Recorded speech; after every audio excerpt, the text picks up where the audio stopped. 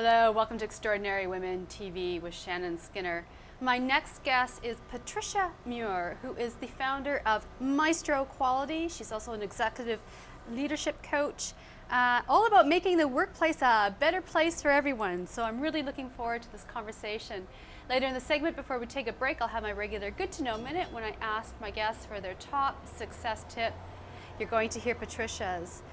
Patricia Muir, I'm so glad to have you here today. Very nice to be here, Shannon. Now, your company, Maestro Quality, is a professional consulting and coaching firm that assists organizational leaders transform their business and the quality of their life with a focus on both personal and professional quality. Yes, that's very important, the personal and professional. So why the importance of having a quality personal life, and what does that have to do with business? Well, it gives you a foundation for making decisions based on what your values are. And as long as you're working for a company or you have a company that is based on values and standards and a vision, then you are much better able to attract people who will align with your business as well. It makes your life a lot better in business. So it leans over to the personal side and the professional side. Now, you've had a path of a very sort of non-traditional career. I have to ask this question. I mean, what got you on a path of a non-traditional career? Oh, I've got a great story there. When all my friends when we were 16 and we were out getting our first part-time jobs, all my friends were getting waitressing jobs, and I was just not able to land a job as a waitress. My dad would joke with me, he says, "You'd never make a good waitress anyway because you will make a lousy cup of tea." So then when I graduated from high school, the next step for me obviously was to go and try to be a secretary. I couldn't land a secretarial job either. But what always happened was there was always another position offered to me that was more suitable to me and which allowed me to grow my skills in a different path from the traditional path that my friends were taking. Right. Now, of course, you're a coach. What got you interested in coaching? Well, being in a non-traditional business, I was a consultant for over 10 years and implementing quality systems in businesses, and I had a specialty in working in the service industry. I was hired by a company, an IT company, to help them implement quality standards in their business. I was in a boardroom full of men, and one of the IT managers leaned towards me and said, "I don't have to do anything you tell me to do." Wow. So what did you say? Well, I stayed composed, but I had to question myself about how I was delivering my service. Was I coming across as someone who was telling? And in consulting, that's what we do. We tell them what we know so that they can take it and do it themselves. Advise what's best. Advise what's best. So I thought there had to be a better way of delivering my message and my service. I started to explore coaching. I had heard about it. And the difference between consulting and coaching is consulting model is very much about telling someone what to do, whereas coaching is very much about helping them to decide what they want to do and how they want to do it. So then give me an example of the kind of clients that you work with now. Okay, at the moment, a very male-dominated industry. I work with car dealerships.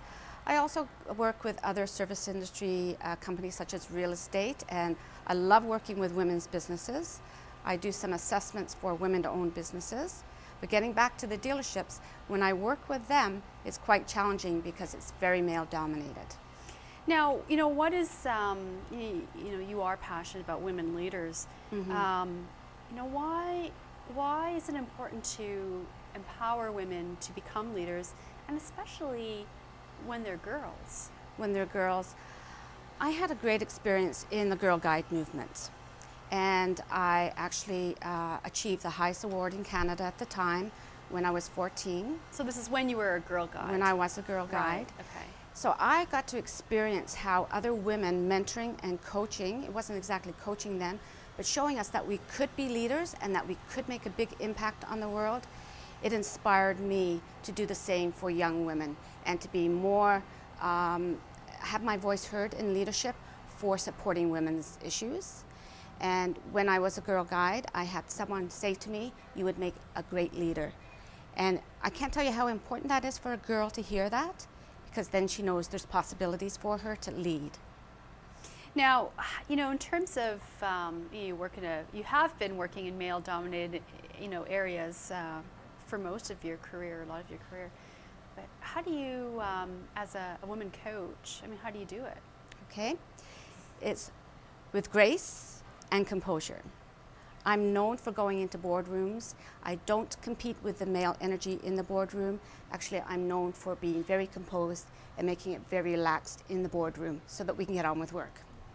As women, do we need to be operating with a lot of male energy in a very male way in business, or can we maybe relax and be women and still be successful in business, especially when you are working in male-dominated industries? My belief is that use our own energy. We've got amazing energy, and we have amazing energy to get things done. We have amazing energy to actually work with other people, to not to compromise, but to collaborate. And so I think we should use that energy, and that married with the gentleman's energy, we can do a lot more rather than trying to compete with one another. Now, Patricia, we're going to take a quick break, and this means it's time for my Good to Know Minute, and I know you've got a great success tip. Okay. It's a quote from my dad, and it is, take care of yourself, do what's best for you, and don't jeopardize what you've built for yourself. And this is because doing what's best for you will allow you to build a reputation, maintain your reputation, something that's very important, your word, and also what you can do for other people. So take care of yourself, do what's best for you, and don't jeopardize what you've built for yourself. That's good to know. Well, we're going to take a quick break, and when we come back, more with Patricia Muir, and we'll be talking about how you can create a workplace that is good for everyone. So stay right there.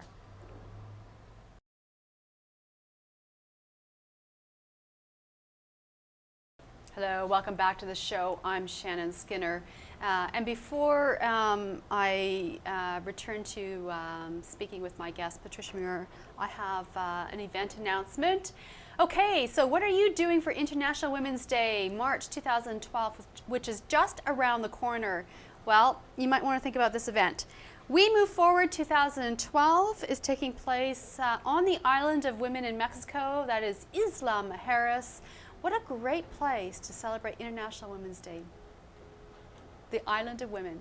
All right, so it's taking place March 8th, 9th, and 10th, 2012. You can find out more information about the event at my website at extraordinarywomentv.com, and feel free to drop me an email if you have any questions.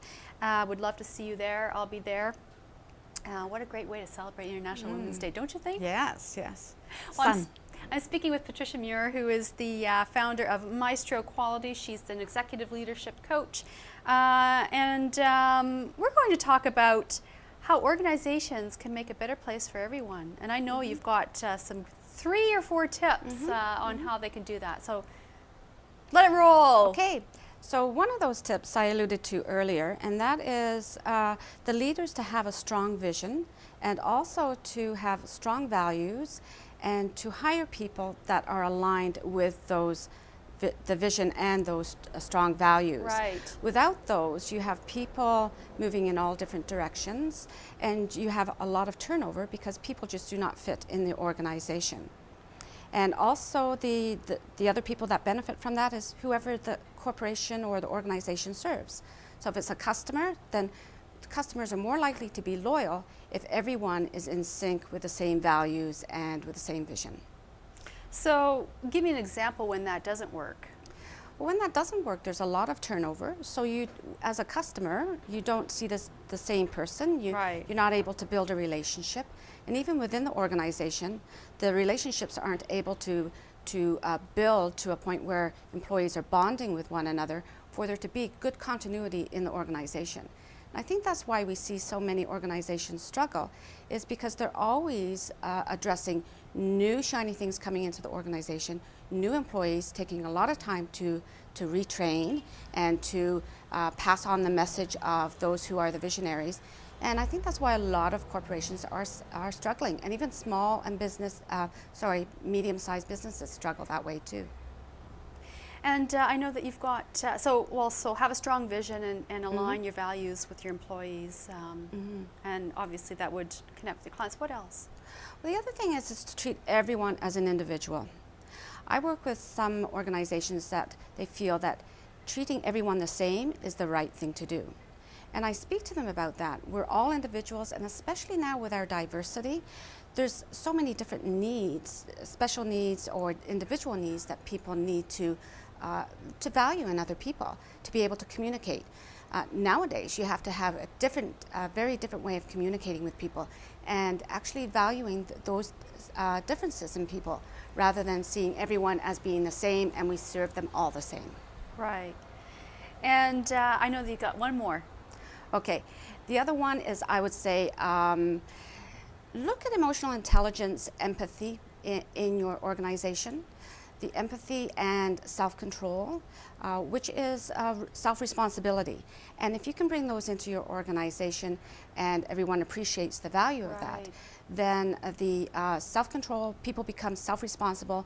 They don't need to be motivated by a leader. Actually, the leader leads them because they have the same standards, the same values, they have the same view of how important it is to be self-responsible. And therefore, there's not a lot of energy spent on trying to motivate somebody because they're self-motivated.